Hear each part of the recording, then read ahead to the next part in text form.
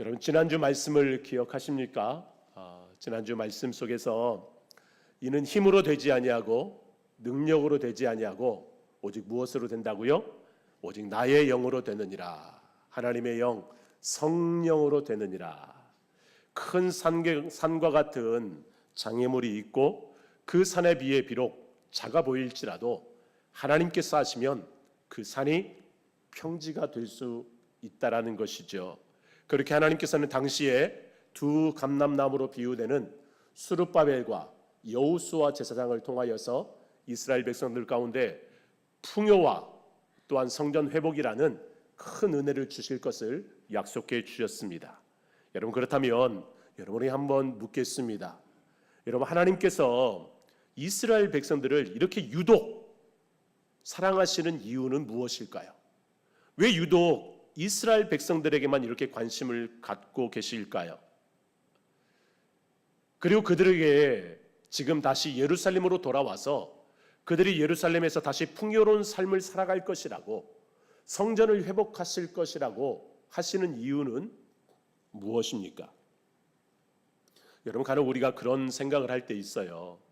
특별히 누군가에게 잘못을 했을 때나 아니면 자녀들에게 좀 이렇게 모질게 대했을 때 나중에 생각해 보니까 좀 내가 너무 과했던 것 같아요. 내가 좀 잘못했다는 것 같아요. 그런데 막상 그 사람들에게나 아니면 자녀들에게 내가 잘못했다고 말하기는 좀 그래요. 그럴 때 어떻게 합니까? 그 미안한 마음을 다른 것으로 표현할 때가 많죠. 여러분 지금 혹시 하나님이 그런 마음이실까요? 하나님께서 이스라엘 백성들을 멸망시킨 것이 좀 미안하거나 아니면 후회가 돼서 그들을 다시 회복시키시고 그들을 통해서 무언가를 하시려는 그런 마음을 가지고 계신 걸까요? 그런데 여러분 성경은 이렇게 말씀하고 있습니다. 우리 민수기 말씀을 볼까요? 민수기 23장 19절 말씀 같이 읽겠습니다. 시작. 하나님은 사람이 아니시니 거짓말을 하지 않으시고 인생이 아니시니 후회가 없으시도다. 어찌 그 말씀하신 바를 행하지 아니하시며 하신 말씀을 실행하지 않으시리야. 아멘. 그리고 여러분 우리가 믿는 하나님은요 거짓말하시는 하나님도 아니고요 특별히 후회하시는 하나님이 아니세요.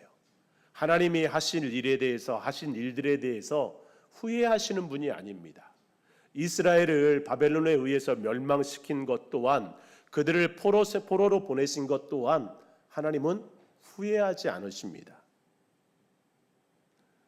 그렇다면 하나님께서 유독 이스라엘에게 관심을 갖고 있는 이유가 무엇입니까? 사실 인간적으로 생각하면요 하나님이 이스라엘을 통해서 뭔가 이루려고 하신다면 그런 계획을 가지고 있다면 사실 인간적인 생각으로 하면 이스라엘이 아니라 당시에 최고의 권력과 힘을 가지고 있던 페르시아나 아니면 이제 곧 페르시아를 정복하고 새로운 강대국으로 등장하는 헬라를 하나님이 들어서신다면 여러분 훨씬 수월하게 일을 하실 수 있을 것 같습니다.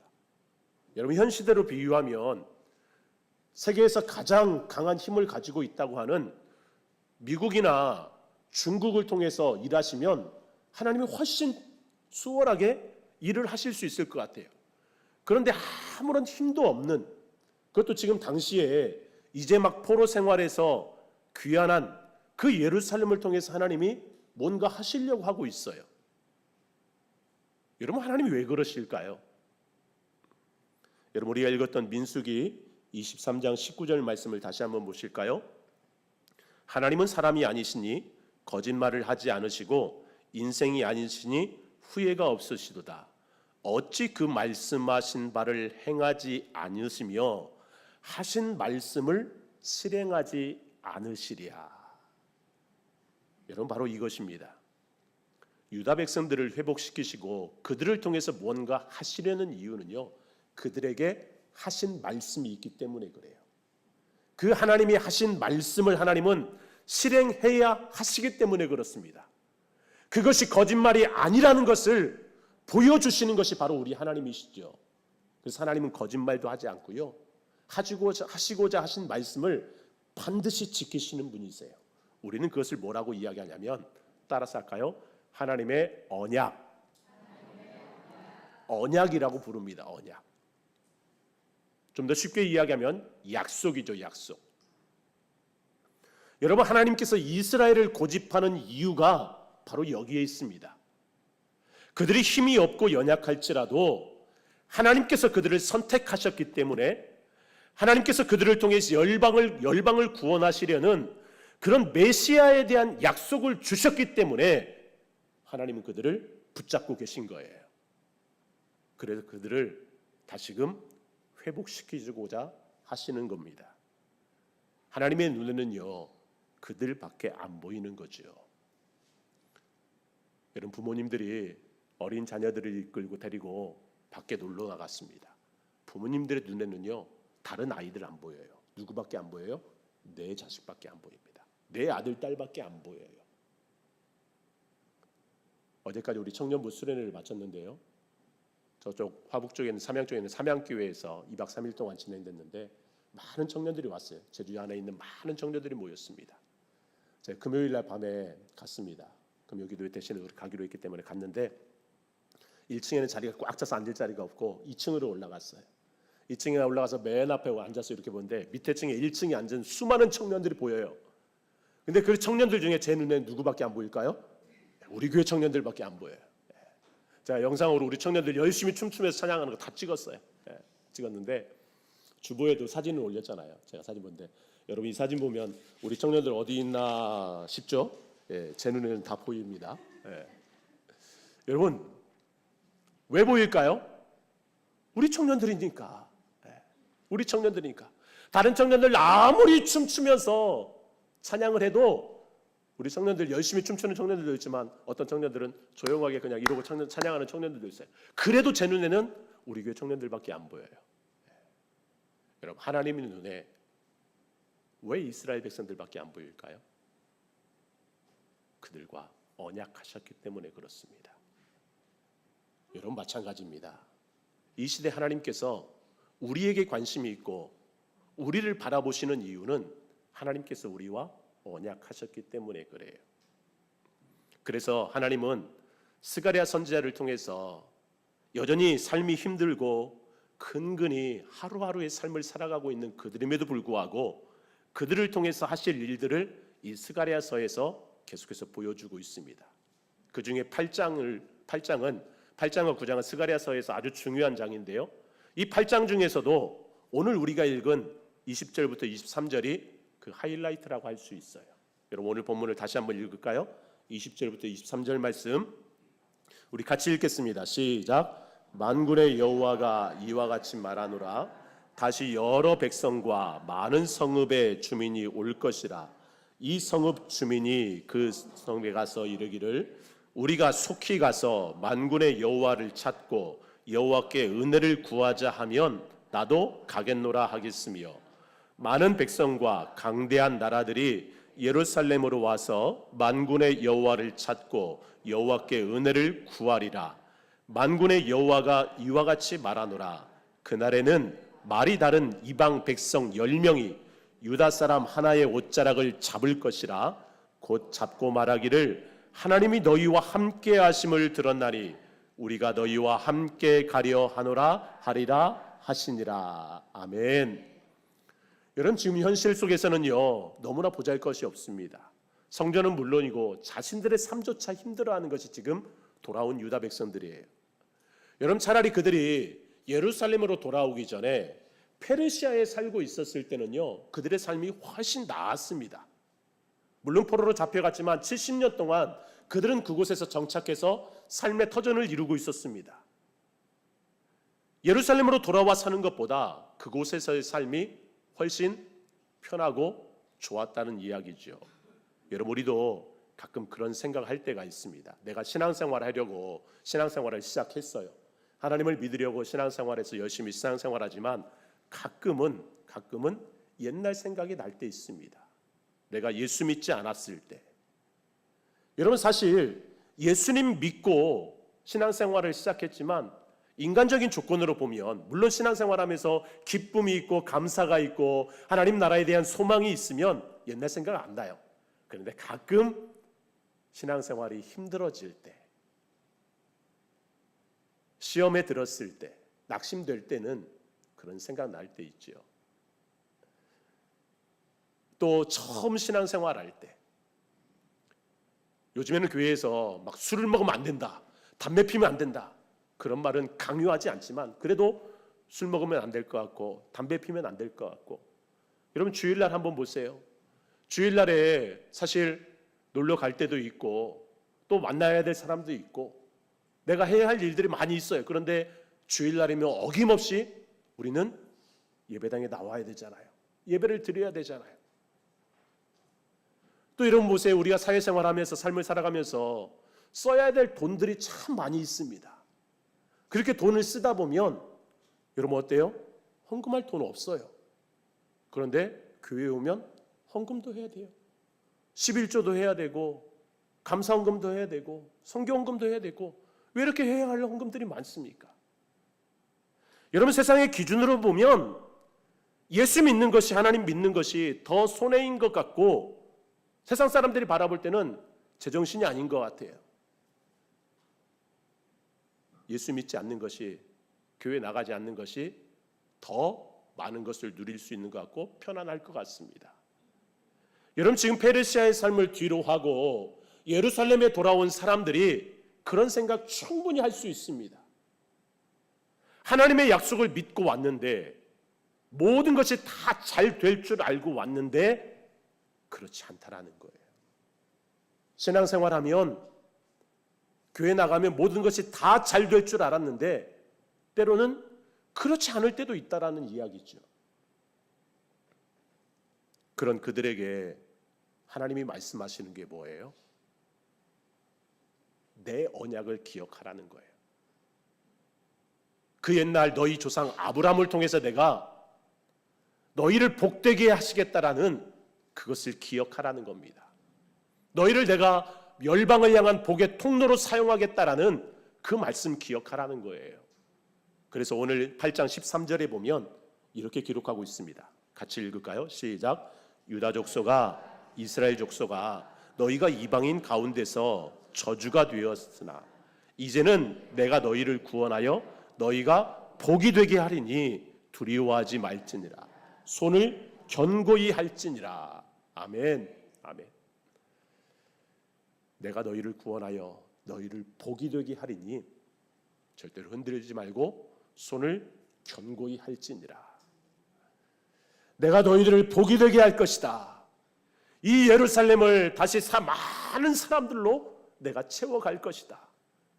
더 나아가 세상에서 강한 나라라고 하는 강한 힘을 가지고 있다고 하는 그 많은 사람들도 이 예루살렘을 다 찾게 만들 것이다. 왜? 그 이유가 뭐예요? 예루살렘이 살기 좋아서? 예루살렘이 어떤 휴양지여서? 아니에요. 오늘 말씀해 보니까 그 사람들이 예루살렘에 와서 찾는 게 있었어요. 무엇을 찾아요? 누구를 찾아요? 여호와 하나님을 찾는데요. 여호와 하나님. 어떤 잘생긴 사람, 돈이 많은 사람 찾는 게 아니라 하나님을 찾는데요. 그 하나님을 찾는 이유가 뭐예요? 하나님의 은혜를 누리기 위해서. 하나님의 은혜를 누리기 위해서. 특별히 23절에 보면 그날에는 말이 다른 이방 백성 10명이, 여기서 말하는 10명은 단순히 숫자적인 10명이 아니라 완전한 수많은 사람들을 이야기합니다. 그 수많은 사람들이 유다 사람 하나의 옷자락을 잡을 것이래요. 유다 사람 하나의 옷자락. 그 옷자락을 잡는 이유가 뭐예요? 그 뒤에 보니까 야, 내가 너와 함께 하시는 하나님을 봤어. 너를 통해서 일하시는 그 하나님을 봤어. 나도 제발 너와 함께 가자. 나 좀 데려가줘. 나도 그 하나님의 은혜를 누리고 싶어. 라고 말한다는 거예요. 이번 주 목요일 날 새벽에 이 말씀을 나오신 분들과 함께 나누면서 저 개인적으로도 많은 은혜가 되었는데요. 야, 하나님이 일하시는 게 바로 이런 거구나 라는 것을 생각했습니다. 사람의 힘이나 그 어떤 능력으로도 되지 않지만 하나님께서 하시면 바로 이런 역사가 일어나는구나 라는 것을 느꼈어요. 여러분 23절에 보면 그렇게 많은 사람들이 수많은 사람들이, 말이 다른 사람 이방인들일지라도 유다 사람 하나의 옷자락을 붙잡고 내가 너와 함께 하시는 하나님 봤어, 나도 너와 함께 가자 라고 말한다라는 거예요. 여러분, 이 말씀은 그 옛날 하나님이 아브라함에게 약속하셨던 그 말씀이 이루어지고 있는 그 말씀이고요, 이스라엘을 통해서 열방을 구원하시고자 하시는 그 하나님의 언약을 다시 한번 확인해주고 있는 말씀입니다. 더 나아가서 여러분, 이 말씀은요, 예수님을 통해서 이루어지는 그 구원의 역사를 보여주는 말씀이기도 해요. 우리가 마태복음 말씀을 읽었잖아요. 마태복음 말씀해 보십시오. 마태복음 말씀 다시 한번 볼까요? 마태복음 14장 34절부터 36절 말씀 다시 한번 읽겠습니다. 시작. 그들이 건너가 게네사렛 땅에 이르니 그곳 사람들이 예수이신 줄을 알고 그 근방에 두루 통지하여 모든 병든 자를 예수께 데리고 와서 다만 예수의 옷자락에라도 손을 대게 하시기를 간구하니 손을 대는 자는 다 나음을 얻으니라. 아멘. 유다 사람 하나의 옷자락을 붙잡고, 야, 내가 너와 함께하는 하나님 봤어, 나도 그 하나님의 은혜를 누리고 싶어, 수많은 사람들이 그렇게 말한다라는 거예요. 그런데 그 말씀이 오늘 마태복음에 예수님을 통해서 보여주는 말씀이 뭐예요? 수많은 사람들이 두루 통지하여서 다 알려서, 야, 예수란 사람이 왔대, 그 예수의 옷자락에 손만이라도 대면 모든 병 다 나을 수 있대. 여러분, 단순히 병뿐입니까? 예수님을 통해서 얻게 될 하나님의 놀라운 구원의 역사를 보여주는 거지요. 스가랴에서 유다 사람 하나의 옷자락을 잡고 우리도 함께 가서 그 하나님의 은혜를 누리고 싶다라는 그 간절함이 지금 예수님의 옷자락이라도 잡고 싶은 사람들을 통해서 보여주고 있는 거잖아요. 그리고 그렇게 예수님의 옷자락이라도 잡고 싶다는 심정으로 나와서 예수님의 옷에 손을 대었을 때 병이 낫고 구원을 얻은 대표적인 한 사람이 누구예요? 12년 동안 혈루증을 앓던 여인이잖아요. 아무도 그를 눈여겨보지 않을 때 우리 예수님 자신의 옷자락 잡은 그 여인을 향하여서 내 믿음이 너를 구원하였다고, 그렇게 자신을 내어주신 예수님을 통해서 수많은 사람들이 하나님을 만나게 되고 구원의 은혜를 누리게 되는 거지요. 여러분, 또 하나 여기서 말하는 유다 사람 하나의 옷자락, 그 옷자락은요, 계속해서 하나님을 찾고자 하는, 하나님의 은혜를 누리고자 하는 사람들을 향한 복음의 메신저들을 뜻하기도 합니다. 사도행전에 보면 그렇게 예수님의 제자들과 많은 믿음의 사람들이 하나님의 은혜를 갈급해하는 사람들을 향하여서 구원의 메신저로 쓰임 받았습니다.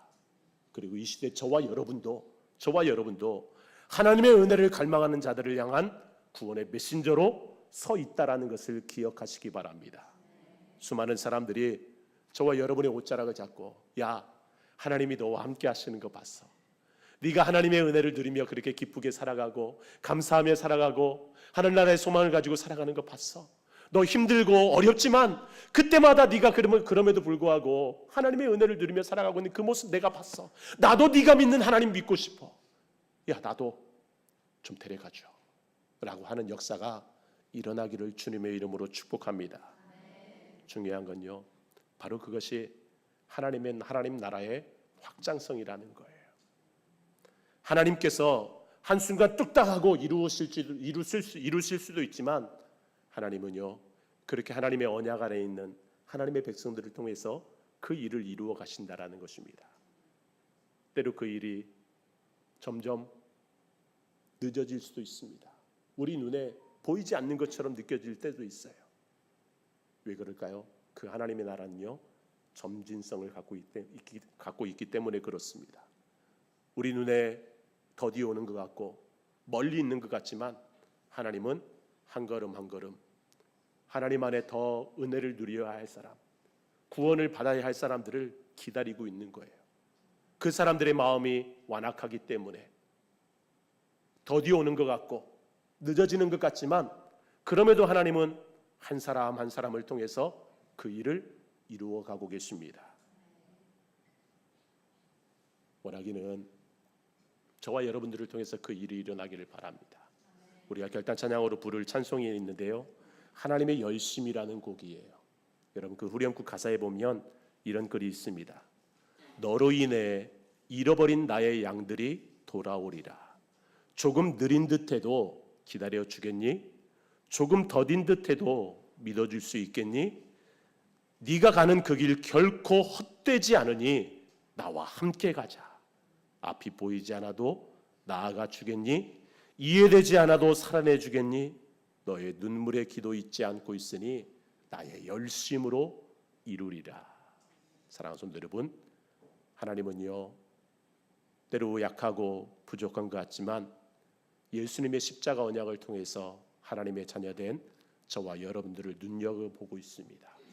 우리들을 통해서 또 다른 사람들이 하나님께로 돌아오기를 바라고 있습니다. 우리 예수님께서 기꺼이 하나님의 은혜를 구하는 자들에게 옷자락을 내어주고 손을 내밀어 준 것처럼 원하기를 우리 또한 그런 사람들이 여호와 하나님을 찾고 하나님의 은혜를 누릴 수 있도록 여러분 기꺼이 손을 내밀어 주시고 하나의 옷자락이 될 수 있기를 주님의 이름으로 축복합니다.